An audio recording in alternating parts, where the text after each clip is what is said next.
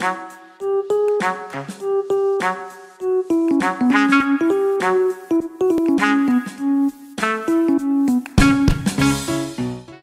à tous, toujours dans la cuisine pour une nouvelle vidéo, cette fois-ci sur l'adaptation.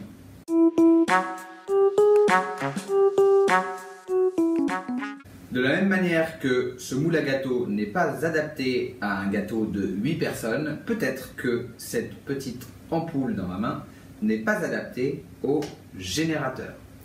Si mon moule est sous-dimensionné, mon ampoule peut être en sous-tension.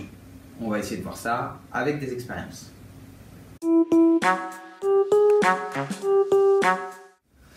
Alors pour comprendre l'adaptation, on a fait un circuit électrique avec un générateur. On part du pôle plus, on rentre dans un ampèremètre. Cet ampèremètre est relié à une ampoule, cette ampoule est reliée à un interrupteur et on revient au pôle moins.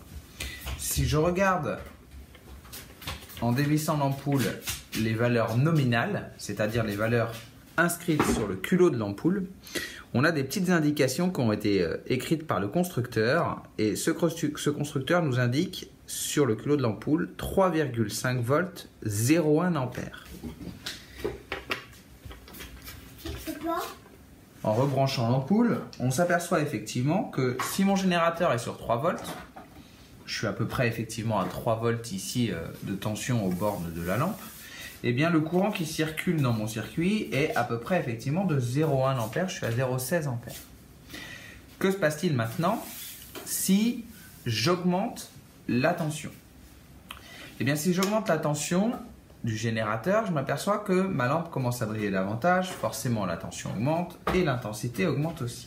Si je continue d'augmenter la tension, l'éclat de la lampe devient très important. La tension est de 5 volts 83, l'intensité a elle aussi augmenté.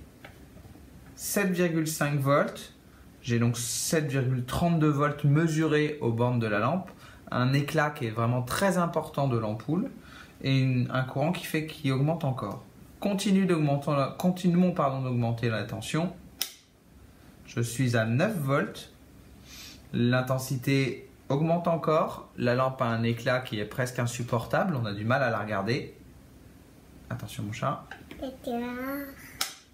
Je passe à 12 volts et comme vous avez pu le voir, le filament n'a pas supporté l'intensité.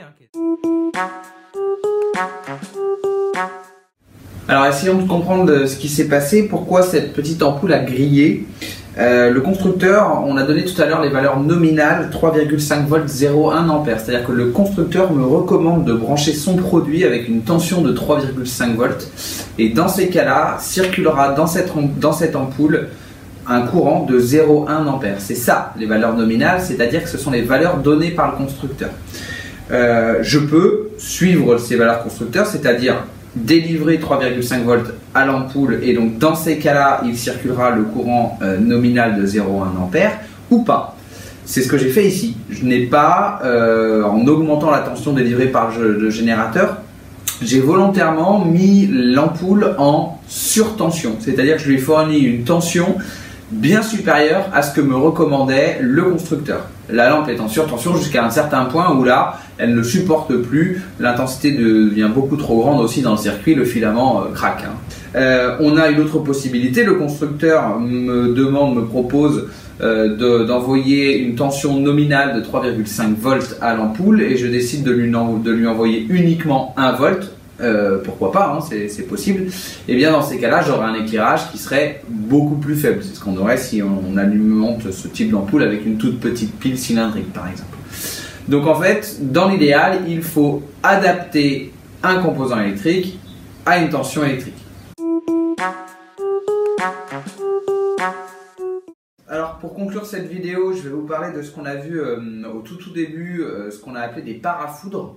C'est des systèmes de protection qui sont présents dans les maisons, comme son nom l'indique, pour agir lors de la foudre et pour protéger les appareils électriques justement d'une surtension qui serait due au tonnerre qui tomberait sur une maison. Et dans votre quotidien, j'aimerais aussi vous parler de ceci, ce que vous appelez des chargeurs, ce qu'en science on aura plutôt tendance à appeler des transformateurs.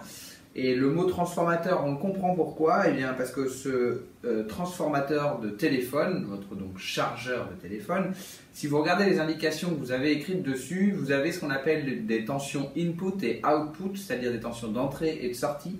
Ce qui sous-entend que le constructeur, quand il vous vend son téléphone avec son chargeur, eh bien, il prend la précaution de diminuer la tension que votre téléphone doit recevoir. En gros, mon chargeur, moi, en input, c'est marqué entre 100 et 240 volts, c'est-à-dire ça va être la tension d'entrée dans la prise. Et en sortie de prise, mon téléphone ne recevra une tension output de seulement 5 volts. C'est-à-dire que là, mon téléphone sera adapté à une tension de 5 volts.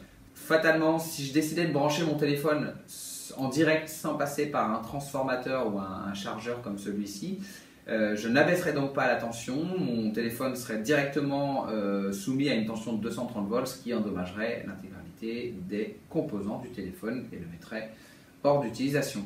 Voilà, on se retrouve pour une prochaine vidéo, encore probablement dans la cuisine.